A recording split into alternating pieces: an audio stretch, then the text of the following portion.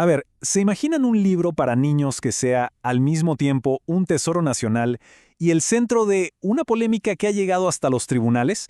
Bueno, pues en Costa Rica ese libro existe y se llama Cocorí. Así que hoy vamos a meternos de lleno en esta historia que es fascinante.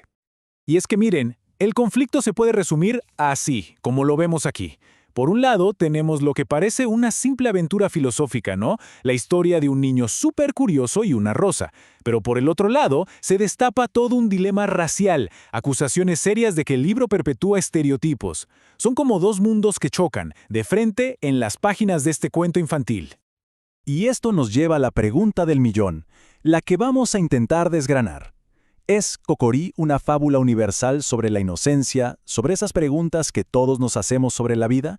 ¿O es en realidad una reliquia, un texto que, aunque no fuera la intención, refleja prejuicios de su época que hoy simplemente nos parecen inaceptables? Ok, para entender bien la controversia, primero tenemos que entender por qué Cocorí es tan pero tan importante en Costa Rica. Ojo, no estamos hablando de un libro infantil más. Para nada. Es una pieza clave, un verdadero ícono de su cultura. A ver, pongamos las cosas en perspectiva. El autor es Joaquín Gutiérrez, una figura importantísima de la generación del 40 de Costa Rica. Y esto es clave porque era un grupo de intelectuales muy metidos en temas sociales. El libro se publica en 1947. Y ¡pum!, se vuelve un éxito, tanto que se traduce a más de 10 idiomas, o sea, se consolida como un clásico con todas las letras. Pero bueno, a todo esto, ¿de qué va exactamente Cocorí? Porque a primera vista la trama parece súper sencilla, muy de cuento infantil, pero por debajo esconde una reflexión filosófica bastante profunda. Pues todo empieza con nuestro prota, Cocorí. Él es un niño afrodescendiente, muy curioso, que vive en la costa del Caribe. Y un buen día llega un barco, y de ese barco baja una niña rubia que lo deja fascinado. Es que ella representa un mundo totalmente diferente al que él conoce. Y aquí ocurre el momento que lo cambia todo. Ella le regala una rosa, algo súper delicado, que representa la belleza, pero una belleza que no dura. Y él, para corresponderle, promete conseguirle algo de su propio mundo, un monito tití. Es, en el fondo, un intercambio de tesoros entre dos culturas muy distintas. El problema es que Cocorí cumple su promesa. Se va, busca al monito, pero cuando vuelve, el barco ya no está. Se fue. Y para colmo de males, su regalo, esa rosa tan especial, empieza a marchitarse, a morir. Y esta idea, claro, lo deja destrozado. Y esa experiencia lo lanza de cabeza a una de las preguntas más grandes que existen. ¿Por qué? ¿Por qué las cosas hermosas? ¿Por qué la vida misma dura tan poquito? Esta es la pregunta que lo empuja a meterse en la selva a buscar respuestas. Una pregunta que, seamos sinceros, nos hemos hecho todos alguna vez. Después de todo su viaje, de sus aventuras en la selva, finalmente encuentra una respuesta. Se la da un personaje sabio, el negro cantor, con esta frase. Y el mensaje es potente, ¿eh? Lo que nos dice es que, al final, no se trata de cuánto vivimos, sino de cómo vivimos. La intensidad, el hacer el bien, esa es la verdadera medida. Una lección de vida muy poderosa. Ok, hasta aquí todo suena muy bonito, ¿verdad? Una historia conmovedora, una lección de vida. Entonces, ¿cómo es posible que un libro así terminara en el centro de un debate tan pero tan fuerte? Un debate que llegó al punto de que lo sacaran de las lecturas obligatorias en las escuelas. Vamos a ver la otra cara de la moneda. Básicamente, la polémica se resume en estas dos visiones que chocan de frente. Para unos, es lo que hemos visto.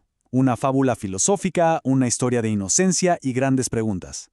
Para otros, es un texto que, con o sin intención, acaba reforzando estereotipos raciales muy dañinos. Uno que mira al afrodescendiente desde una perspectiva colonial, como si fuera algo exótico, algo otro. Y las críticas no son vagas, son súper concretas. Primero, y esto es muy fuerte, se acusa al libro de comparar directamente al niño, a Cocorí, con un mono. Luego está el uso constante de la palabra negrito. Quienes critican dicen que, aunque suene cariñoso, en el fondo es paternalista, que lo pone en un lugar de inferioridad. Y finalmente está la idea de que toda la historia construye al personaje afrodescendiente como algo exótico, casi como una curiosidad para la mirada de la niña rubia, que representaría la cultura europea, la normal. Pero claro, como en toda buena polémica, hay otra versión. hay muchísima gente que defiende la obra a capa y espada. Así que vamos a escuchar ahora sus argumentos, las razones por las que creen que Kokori debe seguir siendo leído como el clásico que es. Los defensores tienen varios puntos fuertes. El primero es que todo debe leerse desde la inocencia de un niño, sin buscarle la malicia de un adulto. El segundo, y este es un debate clásico, es el contexto. El libro es de los años 40 y dicen que no es justo juzgarlo con los ojos de hoy. Además, insisten en que la historia, lejos de ser racista, en realidad es un elogio a la cultura afrocaribeña y que Kokori no es ninguna caricatura, sino todo lo contrario, un héroe, un niño valiente, inteligente y curioso. Bien, tenemos los dos lados sobre la mesa. Entonces, ¿qué hacemos? ¿Con qué nos quedamos? Porque parece que ni condenar el libro por completo ni defenderlo a ciegas nos lleva a algún lado. Quizá la clave no está en elegir un bando, sino en aprender a analizar, en saber leer entre líneas. Y para esto hay una analogía que es perfecta. Pensar en analizar un libro como Kokori es como bucear en una poza de agua cristalina. Cuando miras desde arriba, en la superficie, solo ves tu propio reflejo, o sea, tus ideas de hoy, tus experiencias. Pero la cosa se pone interesante cuando te sumerges. Debajo del agua descubres todo un ecosistema, la historia de esa época, los símbolos que se usaban, la cultura, todo lo que sostiene esa obra. Solo buceando así se puede entender de verdad su complejidad. Y al final, todo el caso de Kokori nos obliga a hacernos una pregunta que es mucho más grande que este libro. ¿Qué hacemos con el arte del pasado que choca con nuestros valores de hoy? ¿Lo cancelamos y lo guardamos en un cajón? ¿Lo leemos pero con una advertencia, explicando el contexto? ¿O apostamos por educar, por enseñar a la gente a leer de forma crítica? No hay una respuesta fácil, claro, pero la forma en que decidamos responder a esto dice mucho de cómo queremos relacionarnos con nuestra propia historia.